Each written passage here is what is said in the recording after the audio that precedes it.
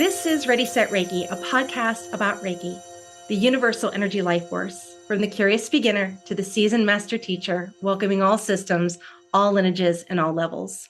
Reiki is a journey and not a destination. And on this Ready, Set, Reiki journey, we refer to ourselves as guides rather than hosts, as we too are traveling, supporting each other, and learning on this Reiki journey as well. And with that said, I am your first guide, Tracy C. Wright. I am your co-guide, Kim Cardiel Early. And welcome, friends. Today we have a wonderful guest. I cannot wait to tell you about him, and we're going to go on this wonderful journey with him. So today we have Mike Sententia, and he is a founder of and lead healer of the Healing Lab, specializing in chronic pain. He's been studying energy healing since 1991, and he's the only energy healer that he knows of, and I know of, that has that money back guarantee. He is the author of Arthritis, Natural Healing, Prevented, and the upcoming Transformation Pain, the emerging science of energy healing for pain management. His mission is to end chronic pain with a modern science of energy healing, integrating the mainstream medicine covered by insurance. So welcome, Mike, to Ready, Set, Reiki. Thanks for having me. Wonderful. So we're going to dive right in here. So I gave our listeners just a little bit about you. So tell us about yourself. Well, I grew up outside New York City and got a master's in computer science and went into the tech world. But my passion has always been energy healing. I started it as a kid. I'll tell you all about that. And so these days, I live in the Bay Area where I run Healing Lab, and our tagline is holistic healing that works guaranteed. Wonderful, wonderful. So when did energy work come into your life? Did it find you or did you find it? A little bit of both. So when I was a kid, a friend who loved fantasy novels talked about feeling energy from trees. And I tried it and I felt some tingling. And I went to the ocean by my home and tuned into the energy and felt this whole body frisson, this like tingling all over the body. And I had a bunch of experiences like that. Now, how much of that was energy and how much of that was imagination? I have no idea. I was 12. But it got me started wanting to understand what this was and how it worked. And quality time with my dad was learning about math and chemistry and physics. And so I had this scientific orientation.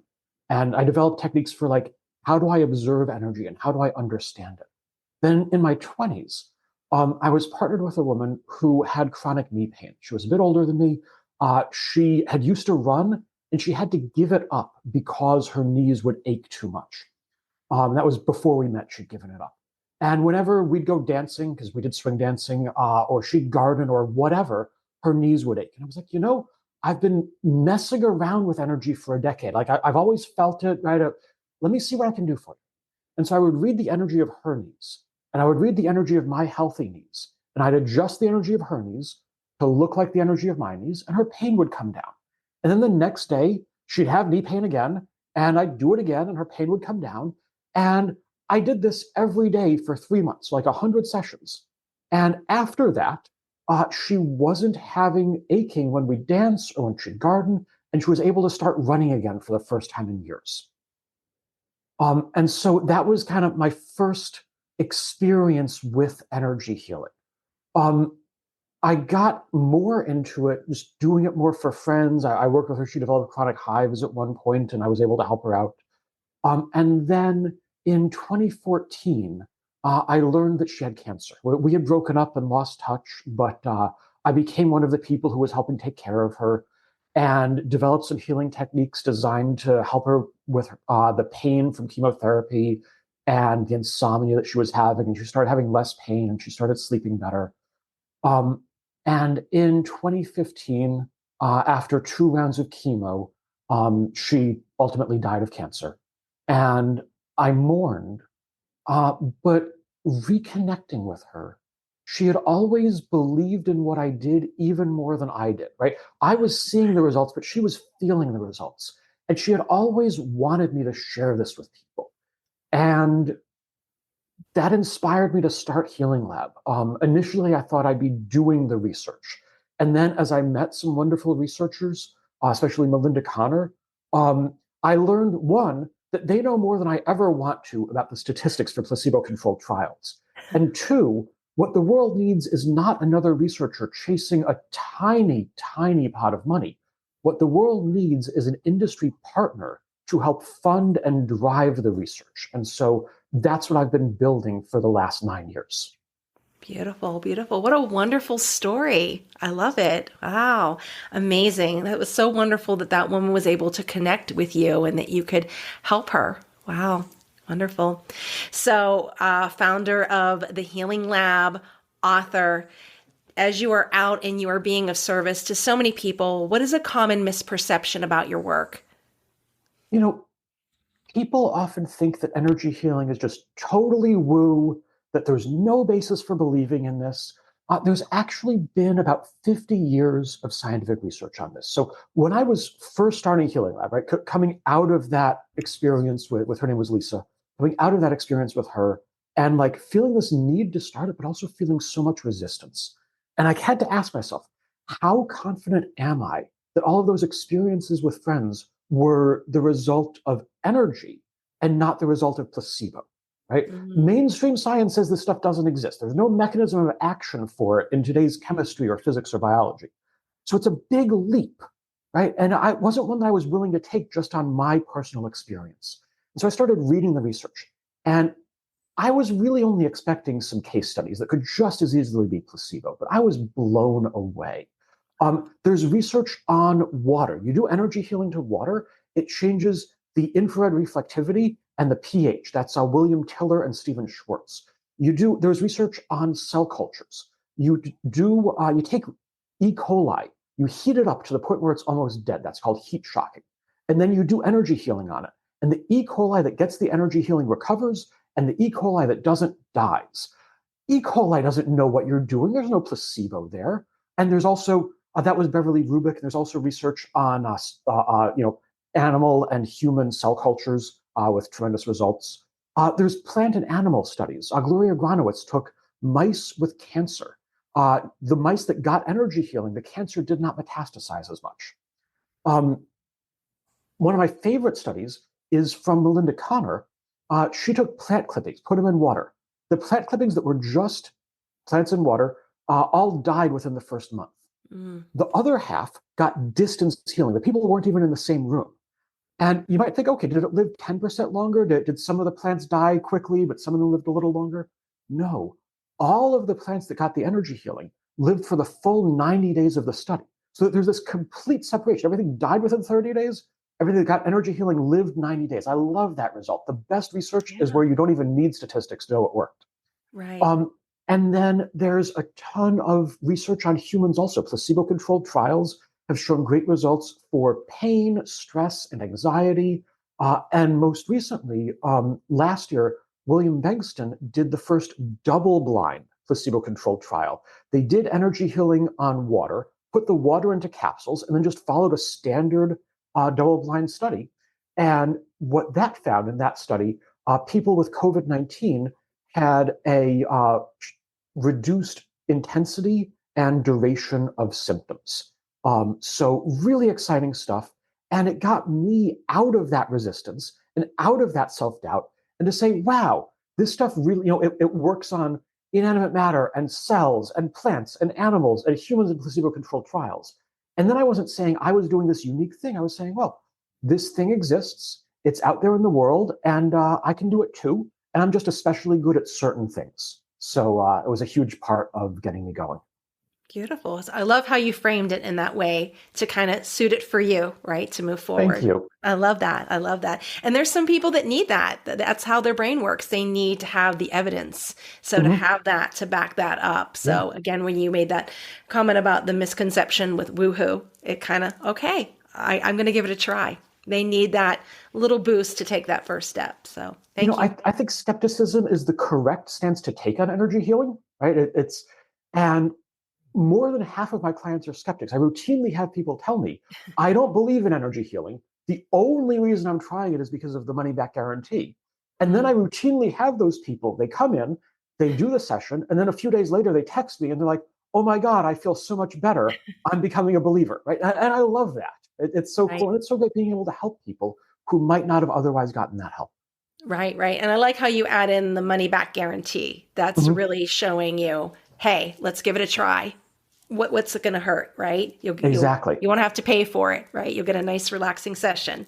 So, yeah. Yeah, Wonderful. the way I do it, I've tried to figure out how do I make this as appealing as possible to skeptics, right? Because energy healing has about 1% market penetration. 99% of the population thinks it's kind of silly, and a lot of that 99% has some really severe pain, and I would love to help them.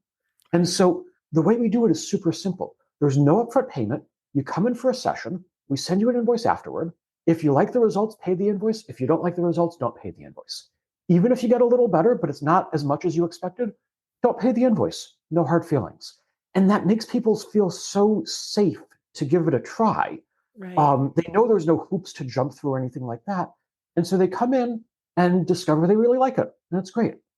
Great. Wonderful. Well, thank you for offering that for your community. Wonderful. So listeners, listen up. So if you want to give it a try, money back guarantee. So our next question is, and you may have answered it a little bit here, but what has the biggest challenge been in your profession? I would say learning how to talk to skeptics. Mm, Um, right? The summary of the research that I just gave you a few minutes ago, I couldn't do that 10 years ago.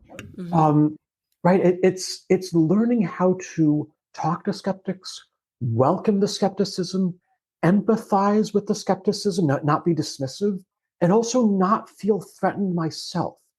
Having the self confidence and self knowledge that their skepticism has nothing to do with me.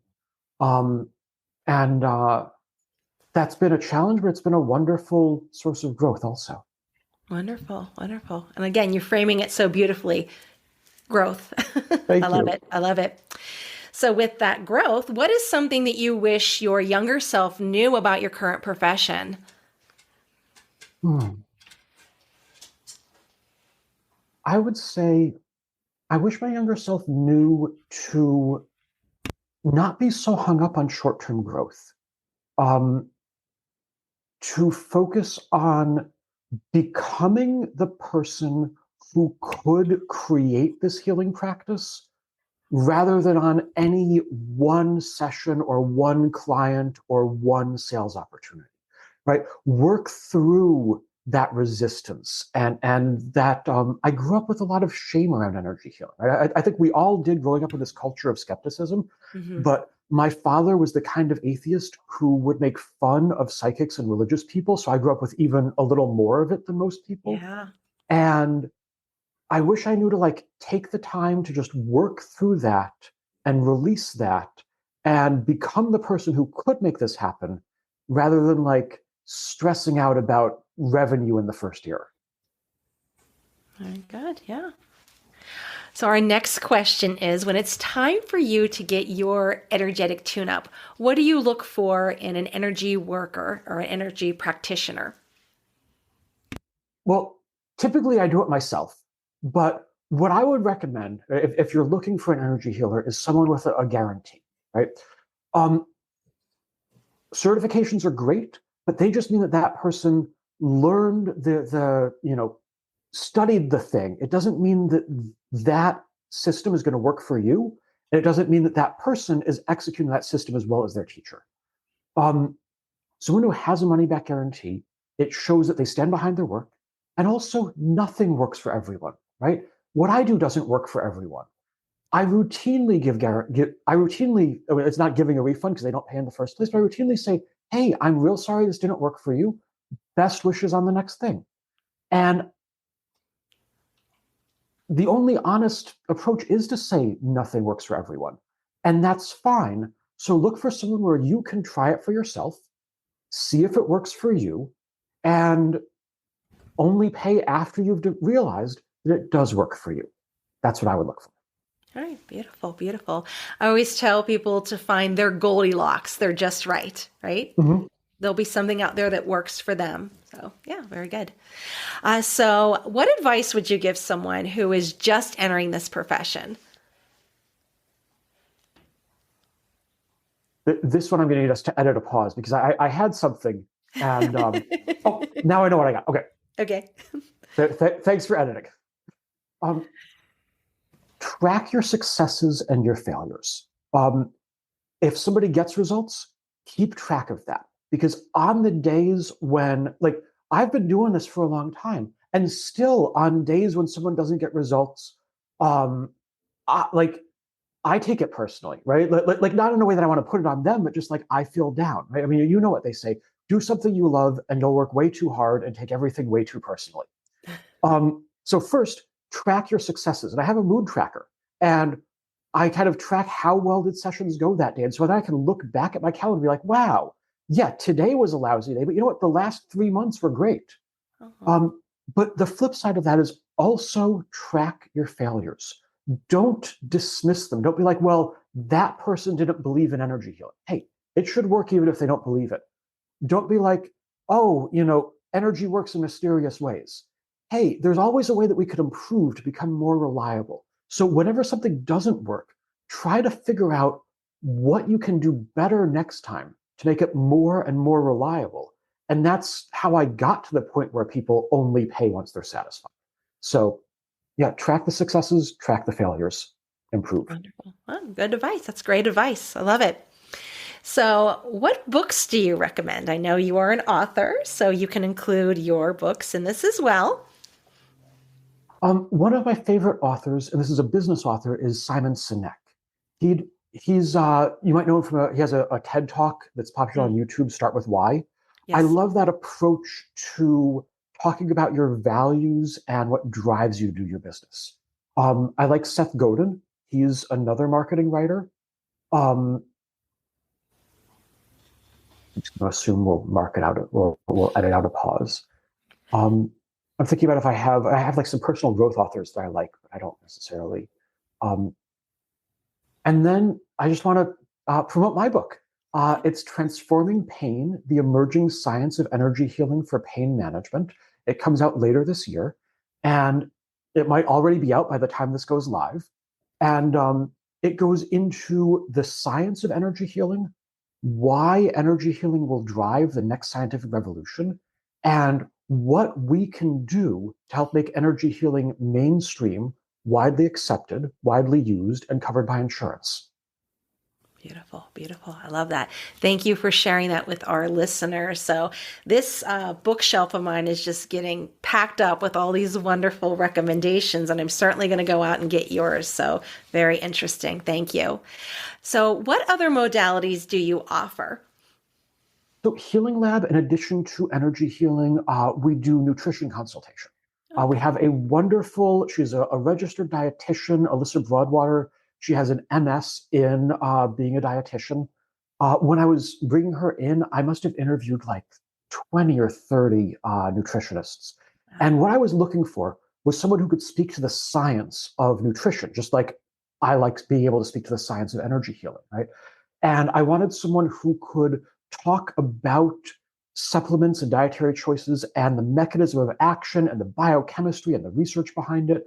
And she nailed it. And I was so impressed. So I love being able to help clients also get great nutrition advice. And if all you want is nutrition and you don't want energy healing, you can also just get her. Oh, beautiful. Wonderful. So, where can our listeners find you? Or do you offer online, in person? How do they get a hold of you? Yeah, so go to healinglab.org to book your free consultation. I do in person sessions in Oakland, California, and I do online sessions everywhere. And I take kind of a unique approach to distance sessions. So, a lot of energy healers, they will like meditate on your picture. And I have done that and I have gotten results, but I always have like this, how confident am I in that working every single time? How can I make a stronger connection to get better, more reliable results? And so what I do is I make an energy connection to a business card. I had these metal cards printed up specifically for this, so they last forever. So I make an energy connection to it.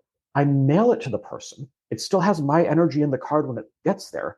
and I have them touch it to wherever I'm working with so that I can use my connection to the card to make a connection to their body, get the right spot, get a nice strong connection. It's still sometimes strange to me that the laws of physics allow for this to work, and yet people's pain keeps coming down, so I keep believing in it. So yeah, both in person and distance sessions, same results, same guarantee for both. Wonderful, wonderful. I love the card. That's a new one Thank for you. me. So thank you. You just taught me something today. Wonderful. I love it. All right. Well, thank you so much. This ends our journey together with our questions. And I want to pass you over to my co-guy, Kim, who has 3 social media questions for you. So thank you so much, Mike. Wonderful. Thank you, Tracy. Great being here. Wow, Mike, I gotta tell you, I've been learning. I learned so much. So I have so much, but let me stick to the script here. So three of the Okay. first question was, I saw you work with another system of energy. Can you tell me a little bit more about that system? Yeah, so I've been trained in Reiki and in therapeutic touch. I've never been certified in Reiki, but I've taken training in it. But most of the techniques that I actually use with clients are ones that I've developed over the past 20 years. Initially, with Lisa, that partner with the knee pain and the cancer, she was a nurse, and so she was able to share a lot of insights about the physiology and root cause of conditions, and we would together figure out how to approach it energetically. And then more recently, just working with clients and testing out techniques. The main difference, so a lot of systems of energy healing will use one universal energy for everything.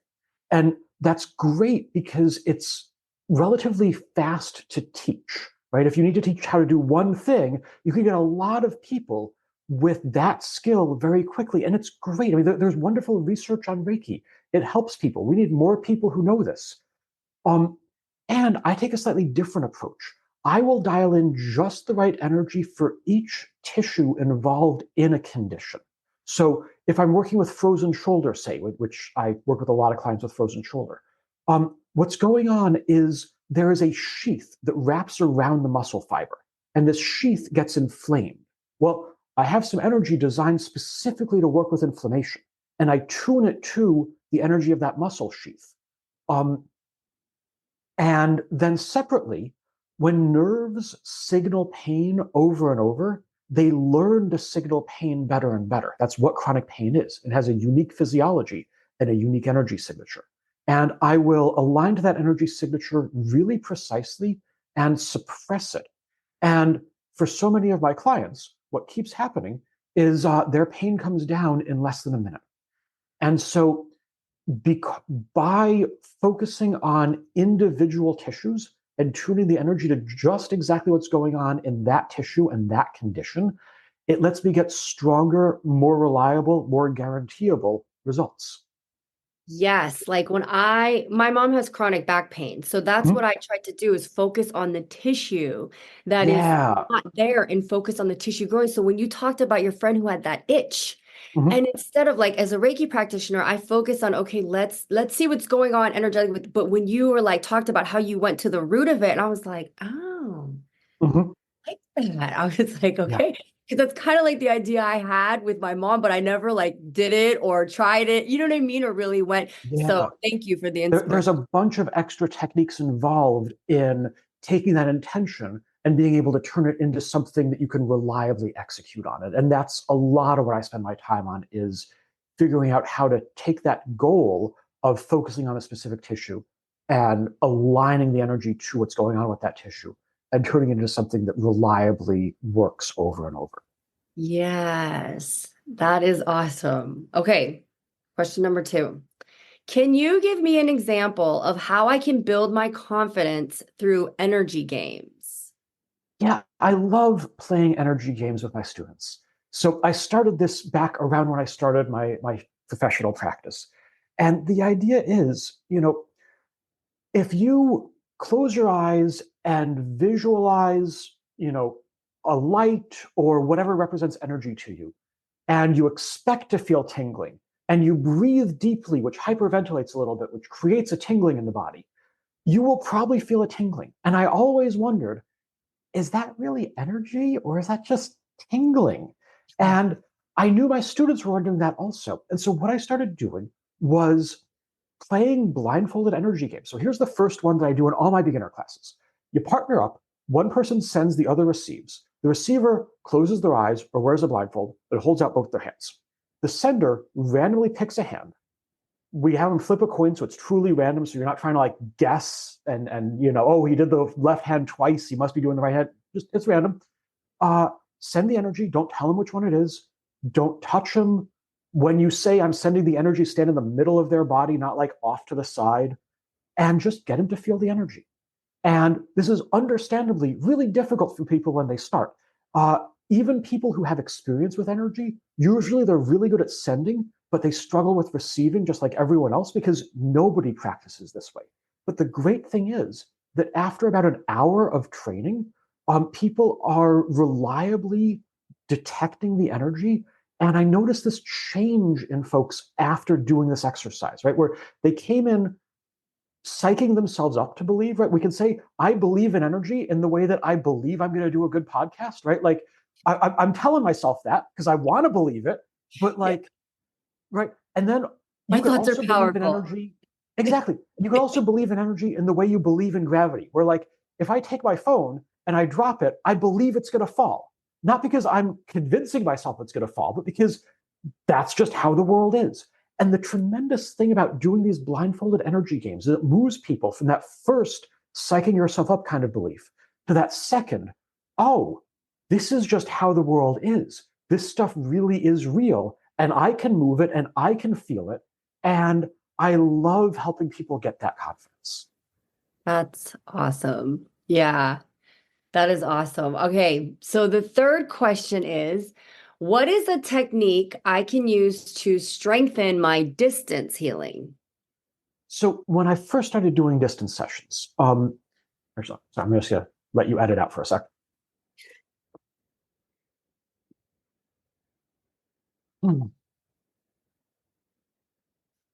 So when COVID-19 hit and we all switched to distance sessions, I had previously been doing only in-person sessions, and I would sometimes do distance sessions for an existing client where I had, previously like touched the spot that we were working with and made the energy connection. I had the energy connection. I was like, man, how can I do that with someone I've never met? How can I make that strong kind of energy connection with someone I've never met? Um, right. I mean, I've done the version where you focus on their image and you intend to send the energy, but I wanted something more reliable. I wanted something where I knew I was getting the right spot in their body, right? Getting their shoulder, getting the correct shoulder, right? And so what I figured out was instead of just focusing on their image, I made an energy connection to a business card. I eventually had these metal cards printed up specifically for this. So I make an energy connection and I mail it to the person. And then in session, they will hold that card to wherever I'm working with. And that lets me take my energy connection to the card and make a strong energy connection to the person. And one of the most common things that happens in distance sessions, because remember, I'm getting results so quickly that I do my energy and then I say, great, how do you feel? Do you feel the change? And clients will be like, oh yeah, my pain is down here, but I actually still have some pain here in my neck. I'm like, great, it's really common for me to miss a spot. Put the card where you have the pain. Let me make an energy connection to that exact spot, and let me take care of that, right? And so by having this card, it both makes a stronger energy connection, and it also lets me be more reliable in that a client can tell me, oh, there's this spot that's bothering me. Great, show me where that spot is, right? It lets me do that in a way that I couldn't if they were just telling me, oh, it's this joint, right? Great, how do I connect to that? This is how I connect to that. That is so awesome. Like Tracy was saying, that's new. I've never seen that either. Mhm. So that's just fascinating. I just wanted to say too, like when I read up on you and I was reading about you, I love that you came from the science Mhm. background because I came from a religious background. So when you Mm. said your dad made fun of psychics and religious people, that made me chuckle because I think of us as separate. So he's like, Nope. no, you're all the same. Do you know what I mean? You're all whatever. So I was cracking up about that. So I love that. And then just Yeah, I just love that you, even just when you first started talking, I loved how you also talked about how we only know what we know, like how in the 17th century, and see, like, I'm not good at the Mhm. fact, but I do remember what I read. And it Yeah. was like something was introduced. And then you talked about how the next century, how oxygen, so it was like combustible stuff. And now you were like, this is it. This is the new this is what's going to science is going to bring it, and it's going to bring it together. And I love that, just like religious people, when non-believers have doubts, they'll like do all these Bible quotes and all these things to Mhm. like convince them. And I just loved how you busted out all these like science experiments, like, this is what I do for them, like da da da, and you explain it with science and facts and actual experiments that have been done, because you can't, for as the psychics and mediums and intuitives, Mhm. you know, that's science, that's energy. Mhm. And so we try to explain energy like, no, Reiki, they're like, whatever. They just think of us as like witches, right? But Mhm. you're coming from a science side of it. And it's like, no, and you're like naming names and I love that. So you've actually inspired me to go and research that and memorize these names. So the next time people say, I'll be like, oh yeah, well, did you know da da da da da da did this?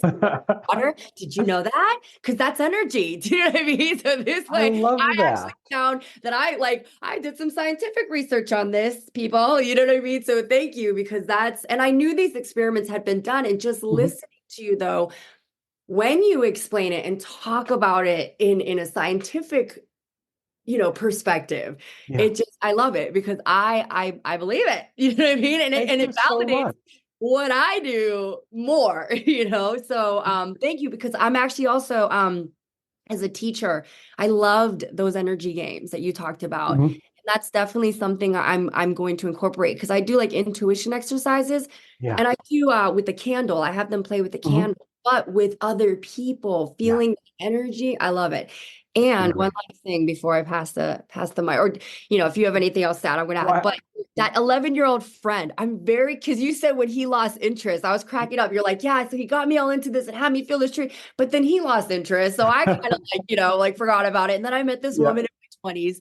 So I was like, I wonder what happened to that little boy, where he's at now. But yeah, thank you so Yeah. much. I learned so much. I just love it. I said I live like a 7-year-old. I'm like, wow, Mhm. wow. Every day, like all this stuff just fascinates me. I So love the beginner's mind attitude. And yeah. with the science, my take is energy healing is a natural phenomenon. The best tool we have for understanding natural phenomena is science. And when we understand it, it will let us harness energy healing better to help more people. And it'll also give us new insights into physics and chemistry and biology, because right now, none of them can explain energy healing. Every few generations, we encounter a phenomenon that's missing from the sciences of the day. And when we do, it leads to breakthroughs in the physical sciences and the next century of technology. And that's why I do what I do.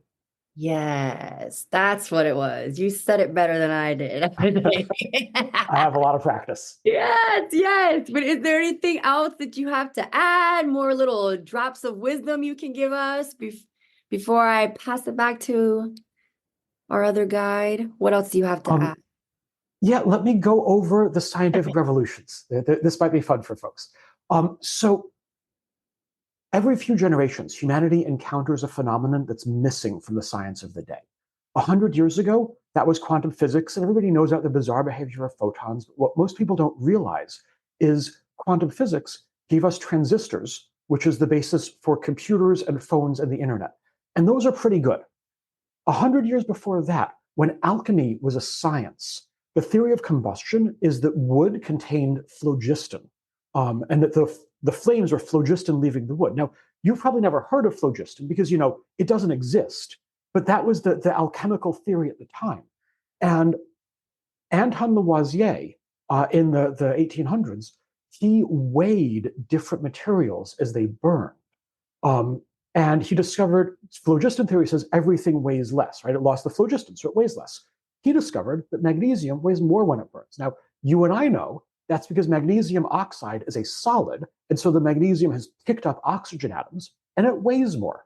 I But didn't know half, that. Thank you. well, I'll give you credit for it anyway.